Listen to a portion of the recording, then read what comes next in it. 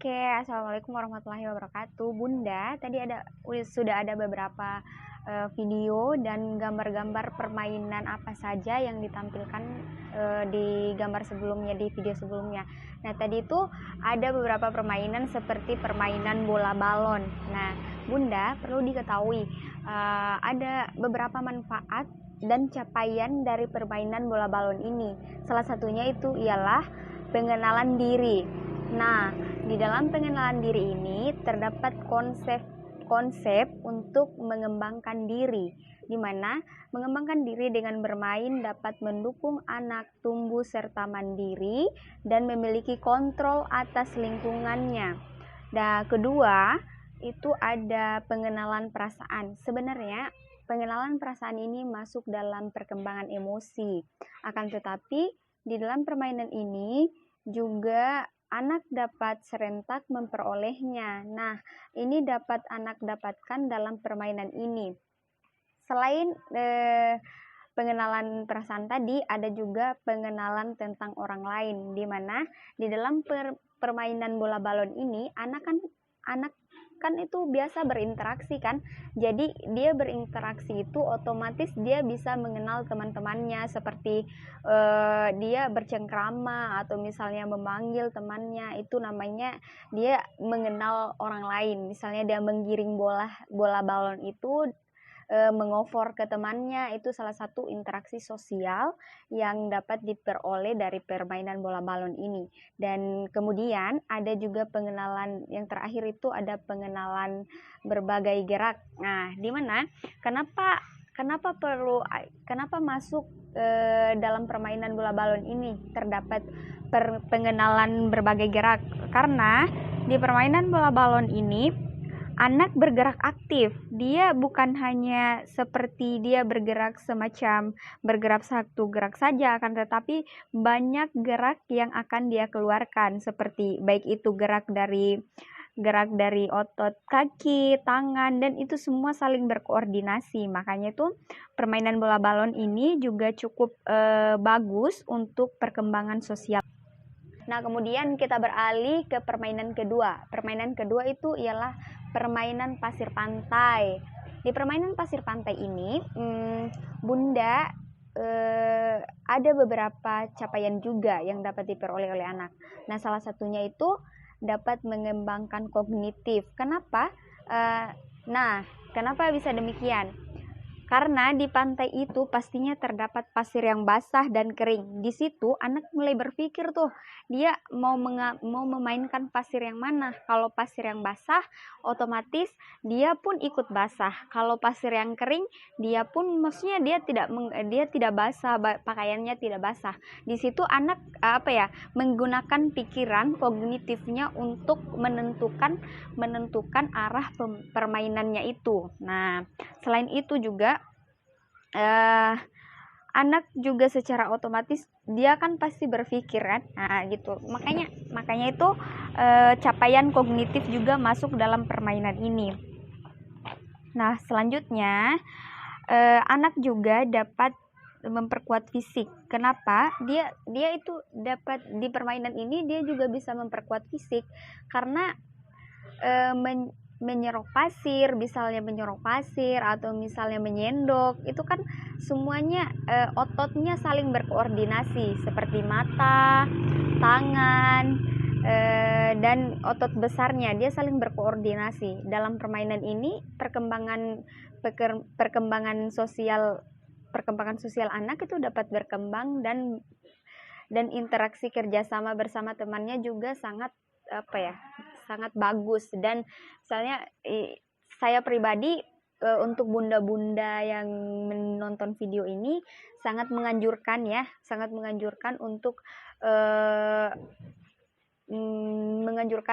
Anda untuk memperbolehkan anak-anaknya itu untuk bermain pasir di pantai, atau misalnya disediakan di dalam rumah atau di dalam ruangan khusus gitu loh. Tetapi harus diingat loh Bunda, di permainan ini harus tetap dalam pengawasan orang dewasa, harus tetap dalam pengawasan orang tua, karena pasir ini salah itu bisa jadi kecelakaan juga buat anak, karena dia kan jangan sampai bisa masuk ke dalam mata kan, dia bisa mengenai mata, jangan sampai dia tuh kemakan pasirnya atau kayak gimana kan, karena anak tuh harus dikontrol dalam bermain. Nah, yang terakhir tuh ada permainannya itu permainan masak-masakan. Nah, ini identik sama cewek nih, biasa sama anak perempuan. Nah, di permainan masak-masak ini anak itu bisa menjadi salah satu yang bisa menjadi kayak untuk perkembangan sosial atau perkembangan kognitif juga bisa masuk di sini di permainan masak-masakan ini, karena di permainan masak-masakan ini mainannya kan alat masak-masak tuh. Nah, bisa menjadi permainan yang dimainkan oleh si kecil bersama temannya, karena pada saat bermain anak akan melatih kemampuan sosialnya. Nah, kenapa bisa melatih kemampuan sosial? Ya karena itu loh, maksudnya mereka itu bermain itu pasti sambil memahami, sambil mengobrol apa saja yang akan dimasak. Seperti misalnya dia memasak sayuran kan, dia memasak sayuran itu pasti dia misalnya kayak kalau dia nonton di TV itu biasa dia kan ada chef kan, dia memberitahukan seperti bumbunya, seperti apa saja bahan yang digunakan, alatnya apa saja. Nah, itu salah satu perkembangan yang bagus untuk anak juga. Nah, akan tetapi Bunda perlu diingat juga, ya, di permainan ini harus tetap dalam pengawasan Bunda, harus tetap dalam pengawasan orang tua, orang dewasa untuk mendampingi mereka, karena salah dan salahnya ada, jangan sampai ada kejadian yang tidak diinginkan yang terjadi pada anak. Nah, dari penjelasan itu, semua permainan, baik itu permainan seperti tadi bola balon, permainan pasir itu, permainan pasir pantai itu, atau masak-masakan ini merupakan beberapa contoh permainan yang dapat mengembangkan baik itu sosial anak, interaksi sosial anak. Nah, dan di situ juga dapat mengembangkan kognitifnya. Dia juga di situ dapat berkembang kognitifnya bagus. Nah, itu seperti otot. Nah, tadi seperti di permainan pasir tadi tuh dia ototnya dapat terlatih, dan juga di permainan bola balon itu tadi ya ototnya juga berkoordinasi, ototnya juga berkembang gitu. Nah, beberapa gerak yang dapat ditimbulkan, yang dapat dicapai oleh permainan-permainan itu.